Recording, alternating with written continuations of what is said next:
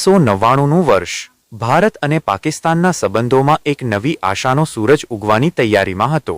ભારતના વડાપ્રધાન અટલ બિહારી વાજપેયી એક દૂરદર્શી નેતા અને શાંતિના પ્રતીક તરીકે પાકિસ્તાન સાથે દોસ્તીનો હાથ લંબાવવા માટે એક ઐતિહાસિક પગલું ભરવા તૈયાર થયા। તેમનું સ્વપ્ન હતું દક્ષિણ એશિયામાં શાંતિ અને સહકારનો નવો યુગ શરૂ કરવાનું। આ સ્વપ્નને સાકાર કરવા માટે તેમણે દિલ્હીથી લાહોર જતી બસમાં મુસાફરી કરવાનો નિર્ણય લીધો, જેને સદા એ સરહદનો સાદ નામ આપવામાં આવ્યું। આ યાત્રા માત્ર એક બસની સફર ન હતી, પરંતુ બે દેશો વચ્ચેના તણાવને ઓછો કરવાની એક હૃદયસ્પર્શી પહેલ હતી।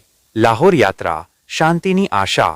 20 ફેબ્રુઆરી 1999ના રોજ વાજપેયી લાહોર પહોંચ્યા, જ્યાં પાકિસ્તાનના વડાપ્રધાન નવાઝ શરીફે વાઘા બોર્ડર પર તેમનું હાર્દિક સ્વાગત કર્યું। આ યાત્રા દરમિયાન વાજપેયીએ પાકિસ્તાનના લોકોને સીધું સંબોધન કર્યું, જેમાં તેમણે કહ્યું, આ બસ લોખંડ અને સ્ટીલની નથી, આ તો લાગણીઓની બસ છે। બસ હવે લોહી વહેવડાવવું બંધ કરવું જોઈએ। આ શબ્દો દરેક ભારતીય અને પાકિસ્તાનીના હૃદયને સ્પર્શી ગયા। 21 ફેબ્રુઆરી 1999ના રોજ બંને નેતાઓએ લાહોર ડિક્લેરેશન પર હસ્તાક્ષર કર્યા, જેમાં પરમાણુ શસ્ત્રોનો ઉપયોગ ટાળવા અને શાંતિ પ્રક્રિયાને આગળ વધારવાની પ્રતિબદ્ધતા દર્શાવવામાં આવી। આ ક્ષણે એવું લાગ્યું કે બંને દેશો ખરેખર એક નવા યુગની શરૂઆત કરી રહ્યા છે। વાજપેયીની આ યાત્રા પાકિસ્તાનમાં પણ ખૂબ પ્રશંસનીય રહી। પાકિસ્તાની પત્રકારો અને લોકોએ તેમને એક સાચા રાજનીતિજ્ઞ અને શાંતિના દૂત તરીકે યાદ કર્યા। એક પાકિસ્તાની પત્રકારે ટ્વિટર પર લખ્યું, વાજપેયી એવા ભારતીય વડાપ્રધાન હતા જેમણે દોસ્તીનો સંદેશ લઈને લાહોર આવ્યા। આ યાત્રાએ એવું વાતાવરણ ઊભું કર્યું કે બંને દેશો વચ્ચેની કટ્ટર દુશ્મની ઓગળી શકે। કારગિલ યુદ્ધ, વિશ્વાસઘાતનું ખંજર।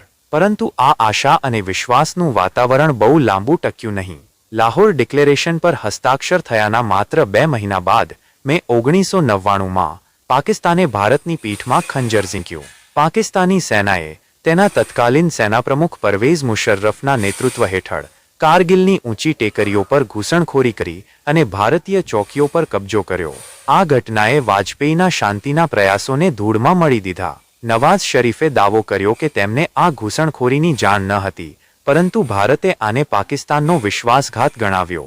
વાજપેયીએ આ વિશ્વાસઘાતનો જવાબ દૃઢતાથી આપ્યો।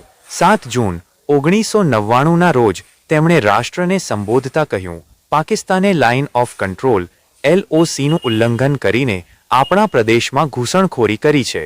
કોઈ સરકાર આવી ઘૂસણખોરીને સહન નહીં કરે અને આપણી સરકાર ચોક્કસપણે નહીં કરે। ભારતીય સેનાએ ઓપરેશન વિજય શરૂ કરી, જેમાં ભારે બર્ફીલી ઊંચાઈઓ પર લડીને ભારતે પોતાનો પ્રદેશ પાછો મેળવ્યો। આ યુદ્ધમાં ભારતના 527 જવાનો શહીદ થયા, પરંતુ ભારતે પોતાની નૈતિક અને લશ્કરી શ્રેષ્ઠતા સાબિત કરી। વાજપેયીએ આ યુદ્ધ દરમિયાન આંતરરાષ્ટ્રીય સમુદાયનો પણ સમર્થન મેળવ્યું। તેમણે સ્પષ્ટ આદેશ આપ્યો કે ભારતીય વાયુસેના લોક ઓળંગશે નહીં, જેનાથી ભારતે આંતરરાષ્ટ્રીય સમુદાયમાં જવાબદાર રાષ્ટ્રની છબી ઊભી કરી। આ નિર્ણયથી અમેરિકા સહિતના દેશોએ પાકિસ્તાન પર દબાણ વધાર્યું અને આખરે પાકિસ્તાને પોતાની સેના પાછી ખેંચવી પડી। આર્થિક વૈષમ્ય। ભારત અને પાકિસ્તાનની જીડીપી। આજે 2025માં ભારત અને પાકિસ્તાનની આર્થિક સ્થિતિમાં આકાશ પાતાળનો ફેર છે। 1999ના કારગિલ યુદ્ધ સમયે ભારતની અર્થવ્યવસ્થા પાકિસ્તાન કરતાં 7 ગણી મોટી હતી। 2019માં બાલાકોટ હવાઈ હુમલા સમયે આ ગુણોત્તર વધીને 9 ગણો થયો, અને હવે 2025માં ભારતની અર્થવ્યવસ્થા પાકિસ્તાન કરતાં 11 ગણી મોટી છે। આંતરરાષ્ટ્રીય નાણાકીય નિધિ IMFના તાજેતરના આંકડા મુજબ 2024માં ભારતનું નામાંકિત જીડીપી આશરે $3.94 ટ્રિલિયન છે, જ્યારે પાકિસ્તાનનું જીડીપી લગભગ $347 બિલિયન છે।